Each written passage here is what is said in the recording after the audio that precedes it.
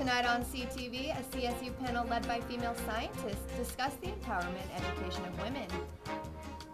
ASCSU meets again and discusses legislation about inclusivity. City Council was in session and passed 2 proclamations involving women's rights. All that and more from the people you know, starting now on CTV. Hello and welcome to CTV News. I'm Sunday Miller. And I'm Isabella Roberts, and here's what's happening in the news near you. Today is International Women's Day, which celebrates the social, economic, and cultural and political achievements of women globally. The campaign theme this year is Press for Progress, a call to action to press forward and progress towards gender equality. Global activism is being fueled by movements like #MeToo. CSU and the School of Global Environmental Sustainability hosted a Managing the Planet panel led by 4 female scientists who discussed the pressing challenges facing humanity today and how these issues can be mitigated through the empowerment and education of women.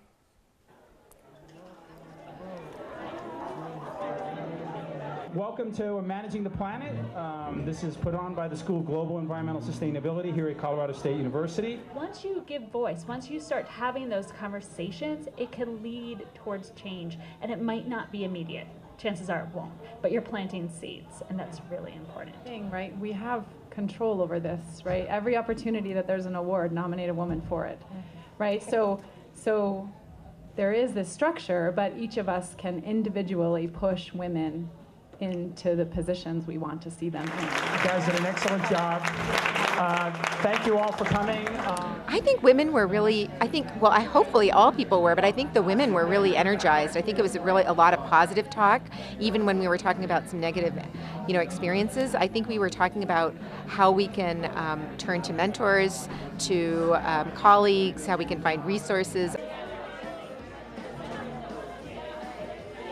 And so we need to look at how women are positioned in different ways, that the sort of inequalities that we observe and the problems that we are trying to solve are interconnected, and that we really have to take this integrated approach to gender.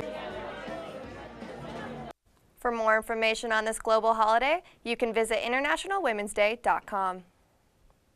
Several pieces of legislation about inclusivity were presented at ASCSU last evening. At ASCSU last night, 2 pieces of legislation related to inclusivity were brought to the floor. The first was a bill to formalize the Women's Caucus that has been around in ASCSU this semester, and it was brought forward by these 2, Speaker Isabel Brown and Senator Mira Sharif. It's very bipartisan, and I would like to encourage everyone in this organization to support the voices of the many young women from the many, many backgrounds and political affiliations in this room, speaking up and saying the time is now to change our internal culture in ASCSU. Second was a resolution calling for more religious exemption in syllabi on campus, brought forward by only Senator Sharif. Some of the goals for this piece of legislation is really to facilitate conversation between student and professor and make students aware of their resources and their rights to a fair academic evaluation. Sharif told CTV that both pieces of legislation were brought forward based on her personal experiences and those that others have experienced within the ASCSU Senate body. I want to empower other people to feel that they don't need to have other people speak for them, that they can be their most authentic self and be organic and talk about the things that they're passionate about in the most authentic capacity of their identity, and that we will value their identity and their representation and their input exactly how they are, so they don't have to do that like I did it. This is Stuart Smith, CTV 11. The religious exemption piece is just a resolution, so if passed, it will simply showcase ASCSU's support on the issue. Fort Collins police arrested suspect Roger Allen Brown for a stabbing that occurred yesterday midday at Eastside Park. The suspect was located in the area and arrested on the charge of attempted second-degree murder and first-degree assault. This case is under active investigation, and anyone with information is encouraged to reach out at www.stopcriminals.org. The Fort Collins City Council passed the 2 proclamations focused on women this Tuesday night. Wade Troxel, mayor of the city of Fort Collins, declared the month of March 2018 as Women's History Month and the week of March 8th of 2018 as Women of Aviation Worldwide Week. The Women and Gender Collaborative at CSU was among the group of women accepting the proclamations. So we are happy to accept this and certainly support all of the contributions of women in our community, and especially women in those fields of science where they're not often recognized and represented as well as they could be. Both proclamations were issued by the Fort Collins Women's Commission, who focus on enhancing the status and opportunities for all women in the city. As registration for fall semester approaches, the Office of Financial Aid at CSU announced a new payment plan, letting students pay their bill for the 2018-2019 academic year in monthly installments rather than in one lump sum. Tom Bidensheed, the director of the Office of Financial Aid, wrote in an email to the Collegian, "We believe it can serve as a viable option for students and families to more easily cover the gap between what financial aid, work, and other resources does not cover on their bill." For each fall or spring term, a maximum of 6 payments is allowed. However, the summer 2018 term is not included in this plan. After the Parkland, Florida school shooting, we decided to ask students how they felt about campus safety here at CSU. We advocate 3 different principles, and those principles, quite simply, and they're easy to remember, they're 3 words: run, hide, and fight. In regards to campus safety, Chief Harris urges students to take advantage of the resources that CSU offers, including the emergency blue light phones located around campus and Safe Walk when faced with any emergency situation. To be honest, I guess I don't really know what CSU PD does to maintain safety or does not do. Generally, I think they're doing a fine job. Huge issue of gun violence that's raging across the United States. And there is nothing that CSU PD is doing, at least within like communications wise. Like, do I know what to do if a shooter comes and like comes into my classroom or like onto the campus? It's like I have no idea. During the Poudre School District Board of Education meeting, Fort Collins School Resource Officer Sergeant Laura Lunsford explained what officers do to keep schools safe, including the annual assailant training and the addition of single officer tactics. I can tell you that I have received countless calls and emails since the Florida shooting to ask what we as SROs do to keep our kids safe, and that is as specific to our community. What I want everyone in the room to know is that PSD has taken a very active role in partnering with us as officers to ensure your children's safety. Nationally, I believe that they are far ahead of the curve in the training that they receive.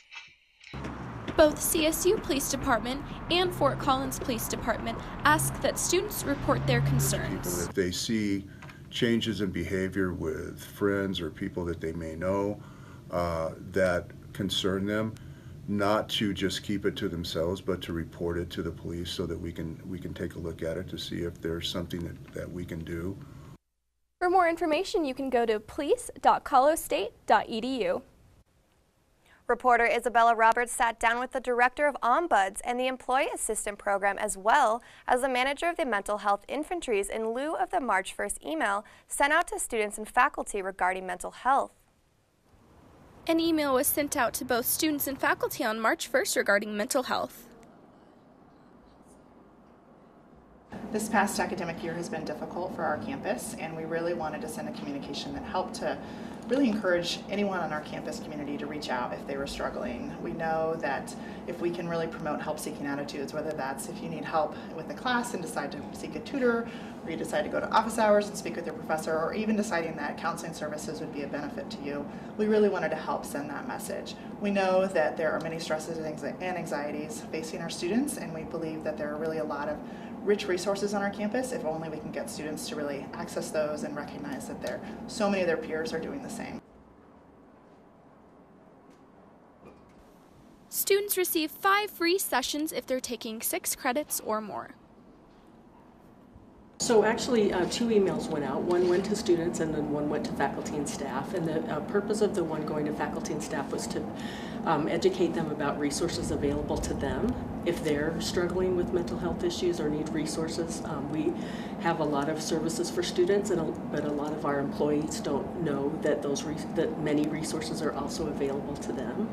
And so we wanted to communicate that, and also to let faculty and staff know what the student resources are, recognizing that faculty and staff often have interactions, obviously, with students, and so we wanted them to be aware of the whole range of services available to all of our CSU population. Drop-ins are Monday through Friday and are always free. The key is that you do something active towards managing your stress, whether that's taking an intentional study break, or choosing to have dinner with your friends, or listening to music, taking a walk, going to the gym. All those things are important, and they can all benefit you in times of stress. The most important thing is that you choose to do something. We've seen a pretty impressive increase in the utilization of counseling services over the last several years, and that's a trend that's happening across the country, but it's certainly happening here at CSU. And to me, that's such a great sign that students are really embracing the idea that if you need help, you get help, and we're really encouraged by these numbers. If you know someone that's struggling or would like to discover what resources the Health Center has to offer, you can contact health.colostate.edu. Well, that's all we have for news. Stay tuned for weather, sports, and entertainment right after this.